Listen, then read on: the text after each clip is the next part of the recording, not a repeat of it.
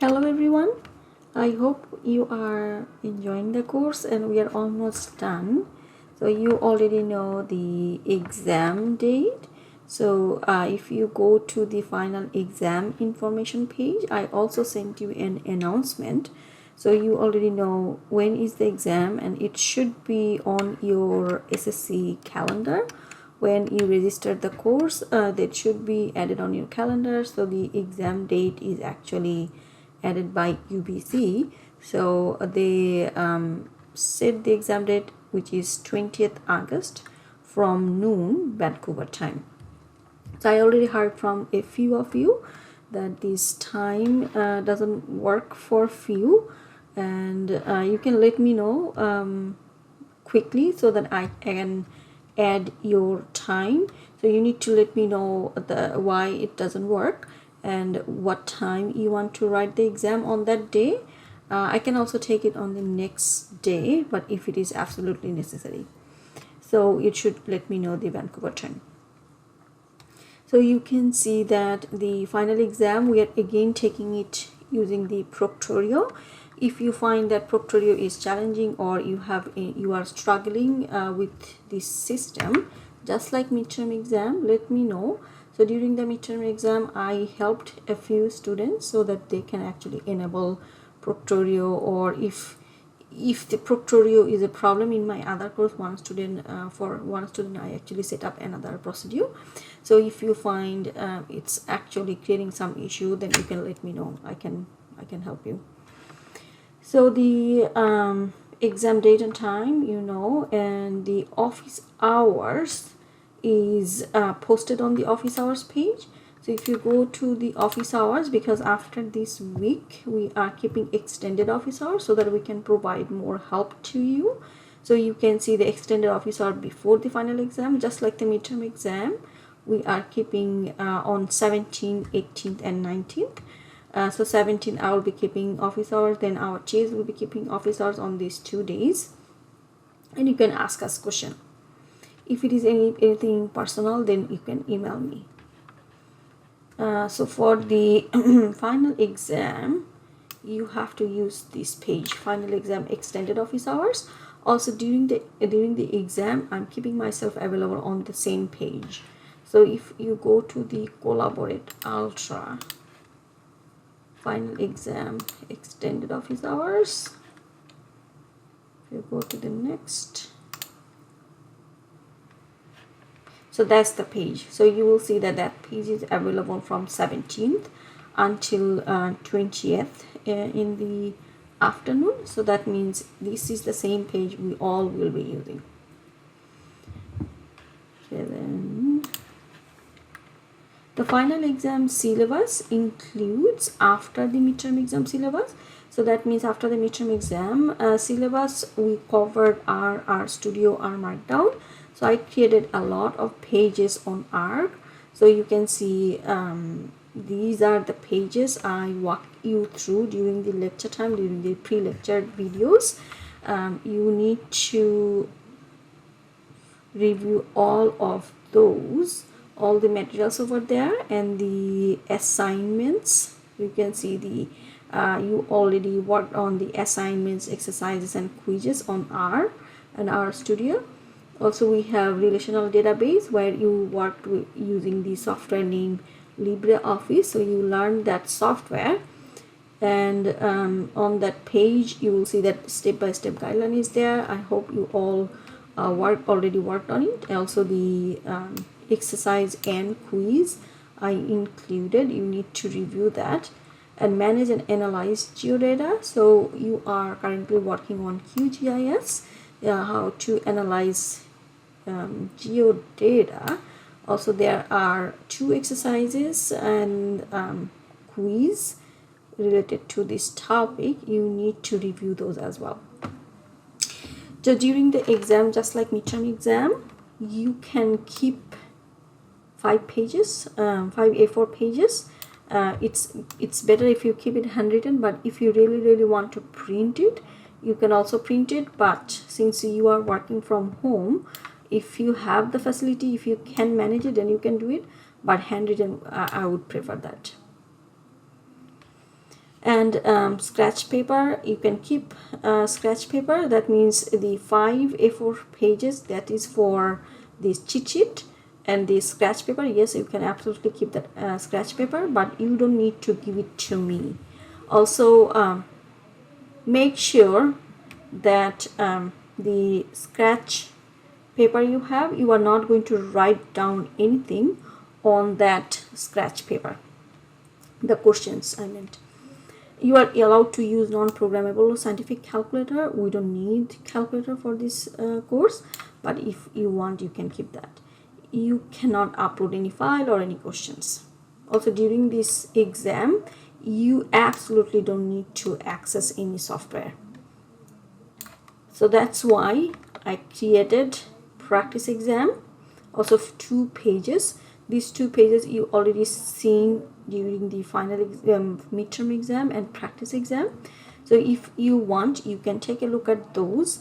And practice final exam, it's similar structured I followed on the practice final exam. I would say that when your review session is done for all the syllabus and the exercises, quizzes and assignments, then take it seriously. Think about this is the real exam, and then take the exam, the environment, everything. I try to keep it same, and I added 2 attempts. If you don't need that 2 attempt, don't use it, just use a 1 attempt. But for the practice exam, you can use 2 attempts, then that's not a problem. So the duration, you see that duration is 120 hours, 120 minutes, not hours. So 120 minutes, that means 2 hours, but I added 20 minutes extra, so that to enable Proctorio, and then you have any issue, you can use that time. So that's it, and this is the same information you saw during the midterm exam. So you can see that the live chat option is still available. If you are troubling, if you are having any issue during the exam, then you can use this Proctorio extension and then go to the live chat. Or if you get out of the exam, you can email the UBC support, or you can actually email me from Canvas, or you can drop by the Collaborate Outer session. Okay.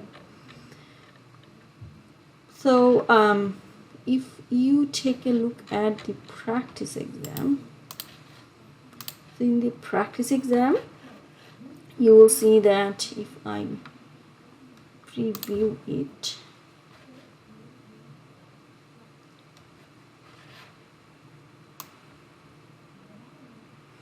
so you can see in the practice exam, I gave the similar information, and I said that do not take the second attempt if you don't need it.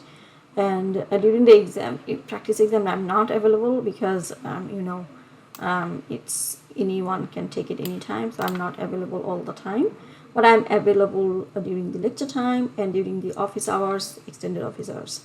So you can see I asked from geographic information system, and then I also gave you QGIS page so that you can visualize.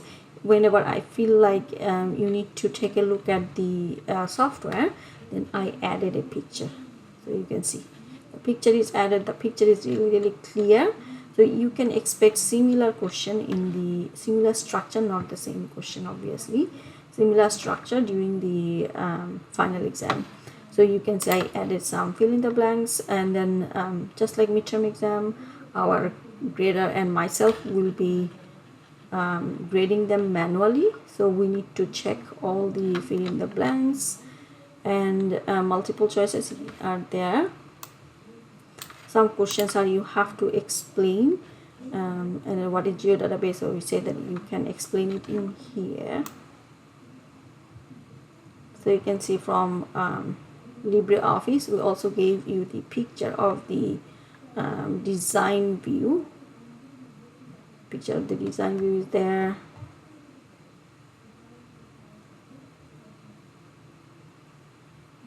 Okay, so you need to add the that explanation. Okay. And then for R markdown, you can see that we asked you a question and then gave you the R chunk, and we say that the error message is there, so you need to identify where it went wrong by looking at this error. And then we also gave you the R database. So in R data, looking at the R data, then you have to write the item in here, the code. We also gave you the picture of the data, then you have to identify. So you can see for the box plot, I also gave you the data and the output. So both are there. So I hope you all will take it seriously, the practice exam. And for each of those components, I would like you to read every single item I mentioned in the page. So you can see, if you go to the RStudio page, let's see. So on that page, basically you don't need to go through the installation process because you already installed it. I'm not going to ask you anything from the installation. You need to read these R and R basic and this description. Then after that, I gave you R as a calculating environment. So you saw this lecture, also you saw this slide. You can read that, the variable and all of them. Try to practice these files. So you can see R and R Markdown. So I gave you the instructional video and the coded file. So try to take them, try to modify the code and see how it's going to change. So you can see how we can use logical operator, vectors, and then how we can import the data file. So all those I mentioned in there. So this one, the lecture slide, might be useful for you because you have seen the lecture video. Now you just need to take a look at this lecture slide. Everything is written down there. Okay. And same thing, let's go to the module.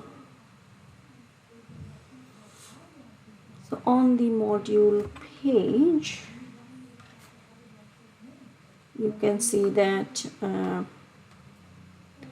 after handling the data, we created lots of graphics. So in that the graphics page, you can see we created graphics scatter plot, we created handled the parameters, and then change the parameters, and then set the margins. Margins is really important. So we can do those, I explain them.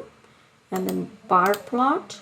So for categorical data, we actually created some bar plot.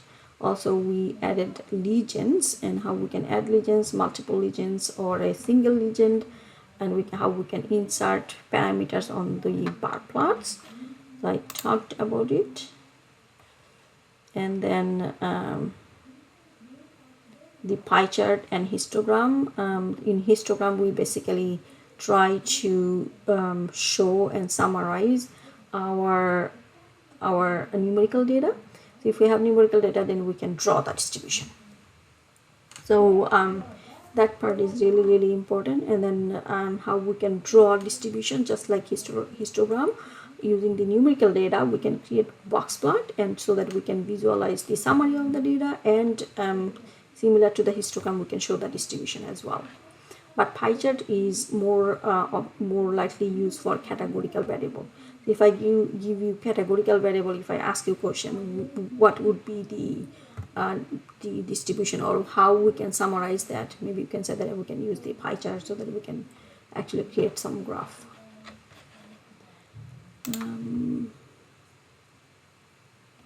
Then in relational database, I showed you the database system, and then how we can maintain a database, how we can create table, how we can actually summarize our data. You can sum them, we can create the standard, we can, if you want, you can create the total or standard deviation, all those statistics, you can do that. And how we can organize our data, and then assign data types, then how we can create some relationship, and how we can add some primary key, and then create queries in the design view, or we can write our own query in query view, and also we can create subquery using the query data. So try to read all of these that I mentioned during the lecture time, also in the lecture slide. and then I gave you lots of pictures of those. Actually, I didn't add the lecture slide. I actually wrote everything in here. So for this one, we have lots of videos available, how we can create the table, and in design view how we can also add fields, different data types, and the input and output data all are given in here. So that means you can basically review this page. And the creating the query and then writing the query is really important. If I ask you if you have data set and then for a variable, if we are selected, if you are selecting only one level of that variable, then how you can select that, or maybe two of them like DE and OP, or OP. Is it or, that means either of them, or is it and, that means one of them. So you have to be very careful about that.